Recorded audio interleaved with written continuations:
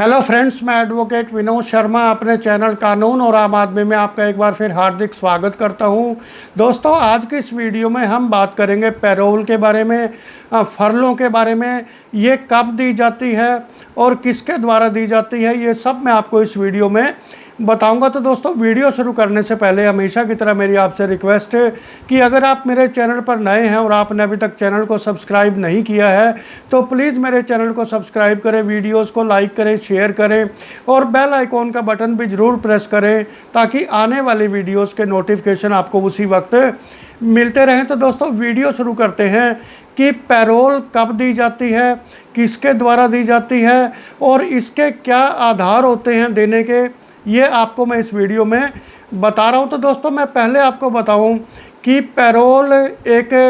कैदी को यानी कि एक इनमेट को किसी जो है कार्यवश दिया जाता है और जो है फर्लों दी जाती है। इसका एक स्पेसिफाइड पीरियड होता है जो कि जो एडमिनिस्ट्रेशन है, पुलिस एडमिनिस्ट्रेशन है या डिस्ट्रिक्ट एडमिनिस्ट्रेशन है, वो जेल अथॉरिटीज़ को वो जो है स्पेसिफाई करते हैं कि कितने ड्यूरेशन के लिए, कितने समय के लिए किस कैदी को कितनी पैरोल या फर्लों दी जाएगी। तो दोस्तों, इसका सिंपल सा एक रीज़न ये होता है, सिंपल सा प्रोसीजर ये है कि पहले जो इनमेट है यानी कि जो कैदी है, जो किसी जो है उसमें अपराध में सज़ा काट रहा है, वो एक एप्लीकेशन जेल अथॉरिटीज़ को देगा पैरोल के लिए या फर्लों के लिए। उसके बाद वो एप्लीकेशन जो होम डिपार्टमेंट है स्टेट का, वहाँ पे जाती है और वहाँ से फिर वो पुलिस एडमिनिस्ट्रेशन और जो डिस्ट्रिक्ट एडमिनिस्ट्रेशन है यानी कि सिविल एडमिनिस्ट्रेशन, वहाँ से होती हुई फिर वो वापस जेल अथॉरिटीज़ के पास आती है और उसमें ये लिखा होता है कि जेल जो पैरोल है वो अप्रूव की जाती है या वो डिक्लाइन की जाती है। तो दोस्तों, पैरोल को लेकर एक केस माननीय Punjab and Haryana high court के सामने आया है, वो मैं आपको जो है आपके साथ शेयर करता हूँ। क्रिमिनल रिट पिटीशन नंबर 1350 2022 की है और इसका टाइटल है Phool Kumar versus state of Haryana. इसमें कोरम था honourable mister justice GS Sandhawalia और honourable mister justice Vikas Saini की डबल बेंच, विकास सूरी की डबल बेंच ने ये जजमेंट दी है। तो दोस्तों, इसमें एक रिट डाली गई थी criminal under article 226 and 227 of the constitution of India, read with section 31C, section 21C and section 6 of Haryana Good Conduct Prisoners within bracket Temporary Release Act 1988 to challenge the order dated 27/1/2022 passed by Divisional Commissioner Rohtak whereby benefit of parole has been decline. यानी कि ये जो writ petition file की गई थी जो petitioner के द्वारा, वो डिवीजनल कमिश्नर रोहतक के 27/1/2022 के एक ऑर्डर को चैलेंज करते हुए डाली गई थी, जिसमें जो पिटिशनर को पैरोल देने से डिक्लाइन कर दिया गया था। और उनमें जो, क्योंकि ये जो पिटिशनर है ये NDPS एक्ट की सेक्शन 18 के तहत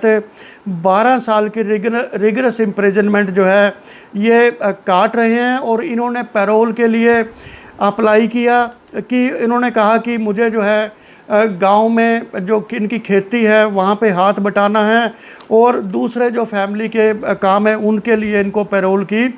ज़रूरत थी। लेकिन डिविजनल कमिश्नर ने डिस्ट्रिक्ट मजिस्ट्रेट रोहतक और SP रोहतक की उस पर रिकमेंडेशन पे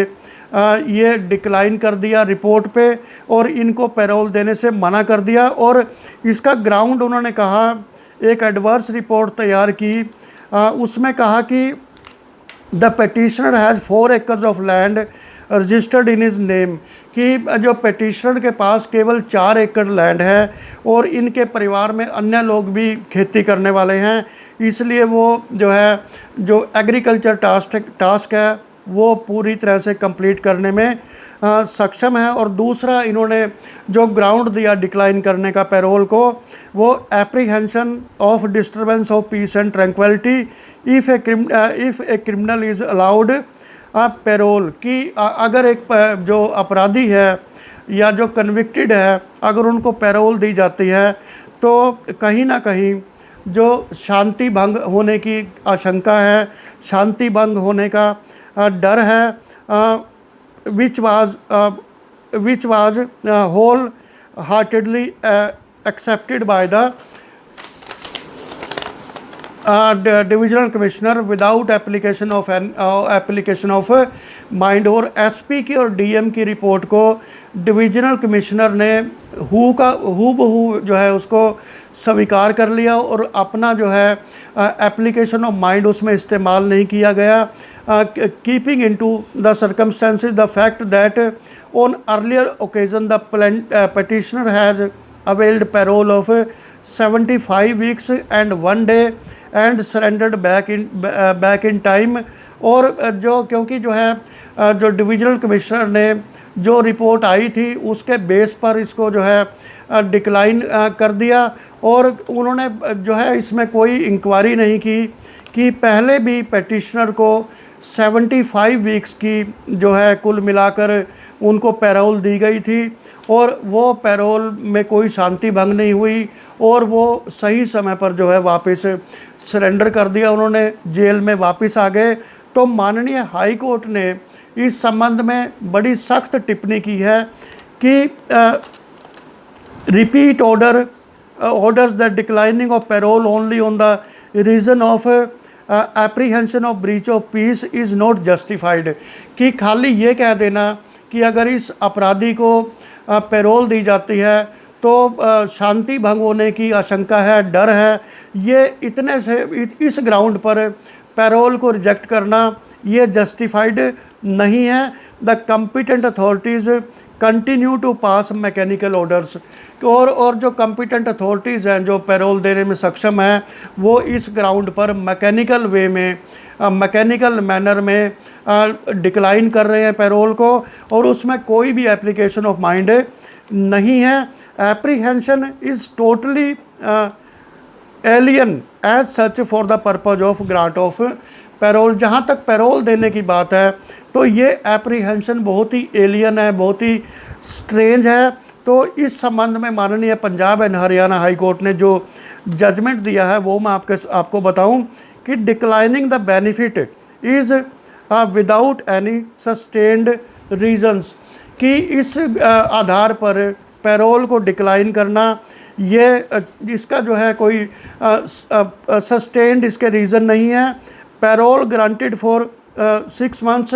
और इन ऑब्जर्वेशंस के साथ माननीय Punjab and Haryana high court ने जो पेटिशनर की वो पेटिशन थी उसको एक्सेप्ट किया, अलाउ किया और उनको 6 महीने की पैरोल की जो है अनुमति दी। और उन्होंने डायरेक्शन दी माननीय हाई कोर्ट ने कि इस ऑर्डर की एक कॉपी चीफ सेक्रेटरी हरियाणा को भेजी जाए for necessary circulation amongst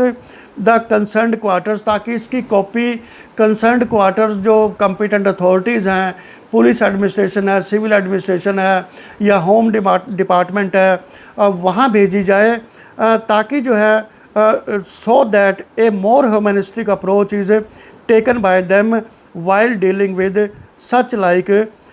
application. और ताकि जो है वो जो अथॉरिटीज़ हैं वो एक ह्यूमनिस्टिक अप्रोच अपनाएं पैरोल देने की जहाँ तक बात है और मैकेनिकल वे में किसी की पैरोल को रिजेक्ट ना करें। इससे क्या होगा कि जो अगर एप्लीकेशन एडमिनिस्ट्रेशन के लेवल पर ही जो है